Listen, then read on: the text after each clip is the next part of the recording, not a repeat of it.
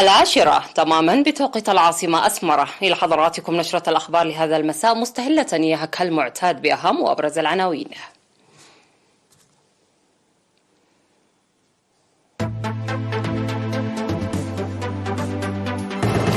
وفد إريتريا يسلم رسالة الرئيس إسياس أفورقي إلى الرئيس الكيني. دعوة لتعزيز دور المجتمع لرعاية الأمومة والطفولة. استعدادات للزراعة المطرية في مندفرة.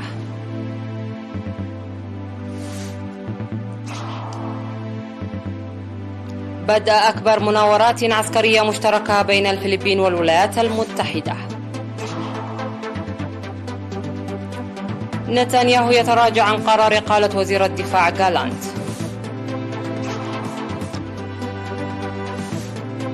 في صفقة جديدة، روسيا وأوكرانيا تتبادلان عشرات من أسرى الحرب. مرحبا بكم. سلم وفد إريتريا عالي المستوى المكون من وزير الشؤون الخارجية السيد عثمان صالح ومستشار الرئيس السيد يماني جبراب رسالة من الرئيس إسياس أفورقي إلى الرئيس الكيني ويليام روتو اليوم. تتعلق رسالة الرئيس إسياس أفورقي بالعلاقات الثنائية والتطورات الإقليمية. وقدم الرئيس الكيني ويليام روتو في اللقاء الذي جرى في القصر الرئاسي في نيروبي توضيحا للوفد الإريتري حول تطورات الأوضاع في القرن الأفريقي وشرق أفريقيا ومنظمة الإيجاد الإقليمية والتعاون الإقليمي الأوسع والتشاور الذي أجراها مع زعماء إقليميين. وأكد الرئيس روتو رغبة واستعداد كينيا للدفع بعلاقات التعاون مع إريتريا، وقدم تعليماته لعقد مفوضية التعاون المشتركة لقائها في أقرب وقت. حضر اللقاء سفير إريتريا في كينيا السيد بيين روسوم. يذكر بأن الرئيس إسياس أفورقي قام بزيارة كينيا من 8 وحتى 10 من فبراير الماضي، بينما زار الرئيس ويليام روتو إريتريا يومي 9 و10 من ديسمبر العام الماضي.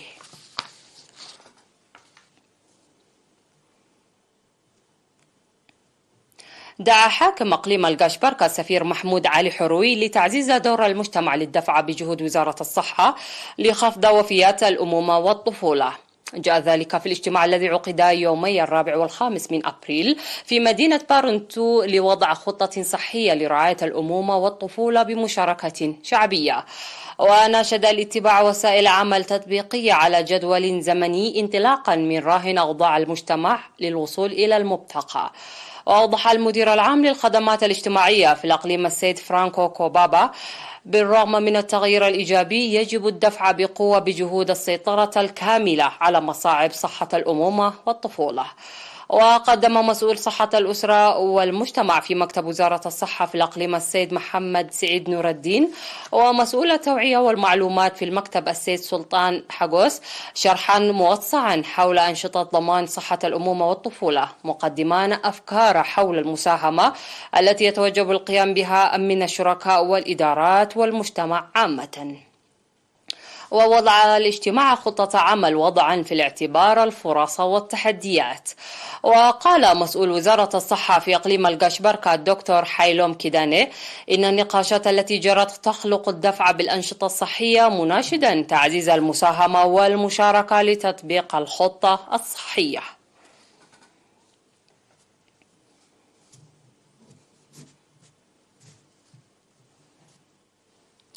يقوم المزارعون في مديرية مندفرة بالاستعدادات في الأراضي الزراعية لموسم الزراعة المطرية. وأوضح مكتب وزارة الزراعة أن أنشطة الاستعدادات تشمل إصلاح مساقط المياه وتمهيد الأراضي الزراعية وبناء المدرجات والحواجز المائية في الأراضي الزراعية. وأوضح خبير حماية التربة وحفظ المياه السيد إسياس يعقوب أن العمل يجري بنفير سكان 15 ضاحية يومين في الأسبوع منذ شهر مارس الماضي. وأوضح المزارعون بأن أنشطة حماية التربة وحفظ المياه التي قاموا بها في السنوات الماضية حققت نتائج مرضية. وذكر مسؤول التنمية الاقتصادية في مديرية مندفرة السيد مأكلة تسفا ميكائيل أن العمل يجري بإشراف الخبراء لضمان فعاليته.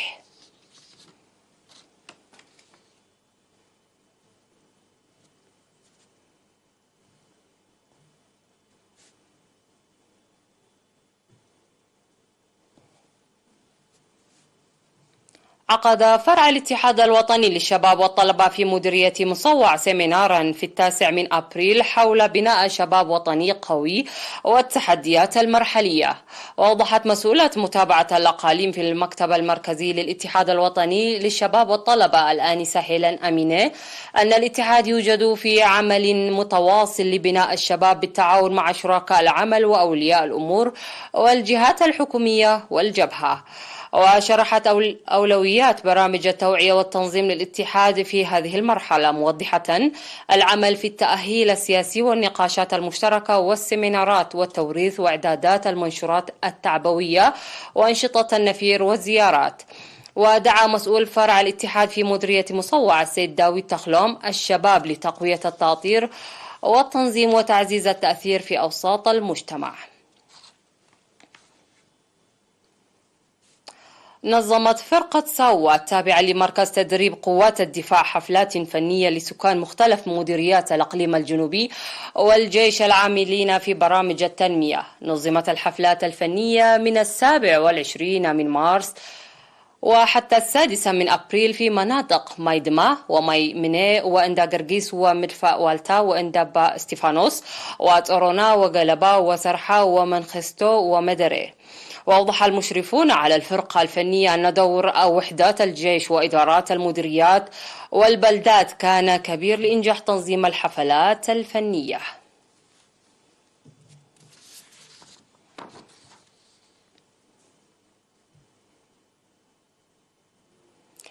دعا خبير العلاج الطبيعي في مستشفى الإقليم الجنوبي المرجعي أسمروم تسفهيوت للتعود على النشاط الرياضي لدوره في ضمان الصحة. وقال إن الحركة الجسدية تسهم في تنظيم الجهاز التنفسي والدورة الدموية والعضلات والعظام والمفاصل والحفاظ على الوزن الطبيعي وتقي من جلطات القلب والدماغ وضغط الدم والسكري وآلام الظهر وأمراض أخرى. وذكر أن أغلب المرضى المراجعين للمستشفى عانوا من الجلطات وآلام الظهر والمفاصل. وأوضح المواطنون الذين يقومون بالنشاط الرياضي المنظم بأنه قد ساعدهم لخفض الوزن ومكافحة الأمراض وتجنب المكيفات.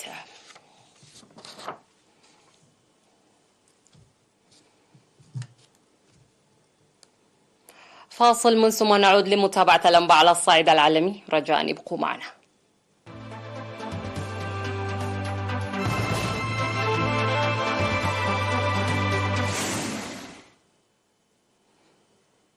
وعلى الصعيد العالمي، باشرت الفلبين والولايات المتحدة أكبر مناورات عسكرية مشتركة تنظم في هذا البلد الواقع في جنوب شرق آسيا، في وقت تسعى الدولتان الحليفتان للتصدي لتصاعد النفوذ الصيني في المنطقة. ويشارك نحو 18,000 جندي في التدريبات التي ستتضمن للمرة الأولى إطلاق نار بالذخيرة الحية في بحر الصين الجنوبي الذي تطالب به بكين. ومن التدريبات هبوط مروحيات عسكرية في جزيرة فلبينية قبالة الطرف الشمالي لأكبر جزر البلد لوزون على مسافة حوالي 300 كيلومتر من تايوان. وتجري هذه المناورات السنوية المعروفة باسم باليتيكان بعد تدريبات واسعة أجرتها بكين ل3 أيام، وتضمنت محاكاة ضربات محددة الأهداف. وهذه المرة الأولى التي تجري هذه المناورات السنوية المشتركة في عهد الرئيس فرديناند ماركوس الابن الذي يسعى لتحسين العلاقات مع واشنطن بعدما تدهورت في عهد سيلفيه رودريغو دوتيرتي.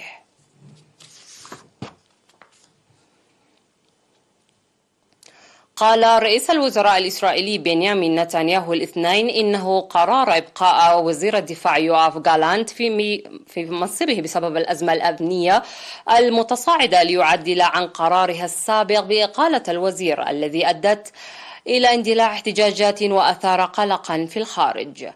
وأضاف أنه تم تسوية خلافهما بشأن دعوة غالانت الإعلانية الشهر الماضي لوقف خطة التعديلات القضائية التي طرحتها الحكومة وأثارت انقساما واسعا. وذكر نتنياهو الأسبوع الماضي أنه سيجري إقالة جالانت. وأظهر استطلاع للرأي أن حزب الليكود برئاسة نتنياهو سيخسر أكثر من ثلث مقاعده إذا أجريت انتخابات الآن، وأن نتنياهو لن يحصل على أغلبية مع شركائه من اليمين المتطرف في الائتلاف.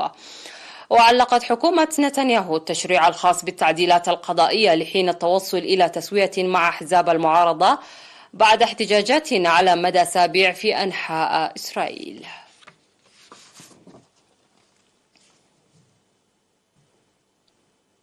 أعلنت وزارة الدفاع الروسية أن كييف أطلقت سراح عشرات الجنود الروس الذين كانوا في الأسرى في الأراضي التي يسيطر عليها نظام كييف.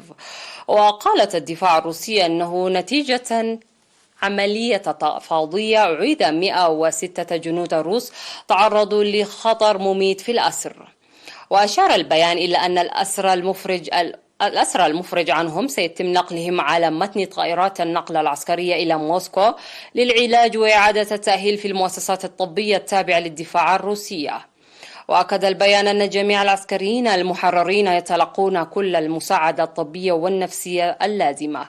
من جانبه قال أندريه يرمارك رئيس مكتب الرئاسة الأوكرانية إن 100 أوكراني أعيدوا إلى ديارهم بفضل عملية التبادل.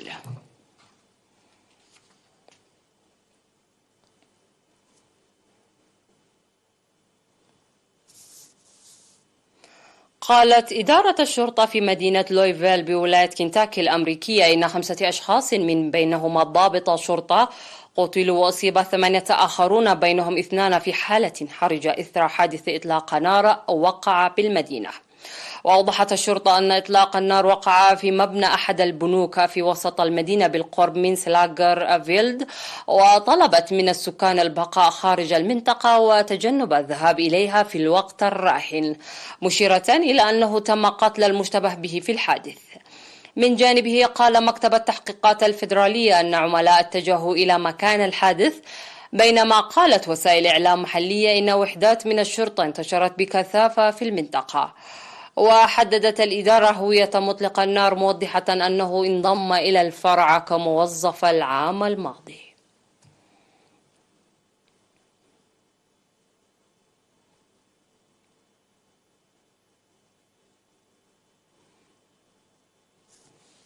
في الختام إليكم تذكيرا بأهم ما جاء في هذه النشرة.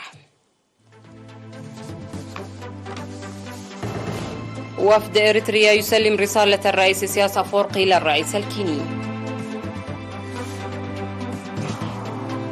دعوة لتعزيز دور المجتمع لرعاية الأمومة والطفولة.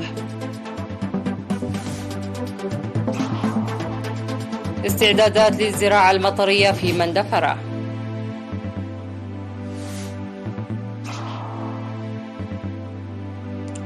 بدء أكبر مناورات عسكرية مشتركة بين الفلبين والولايات المتحدة.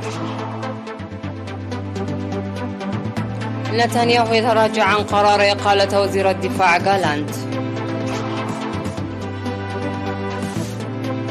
في صفقة جديدة روسيا وأوكرانيا تتبادلان العشرات من أسرى الحرب.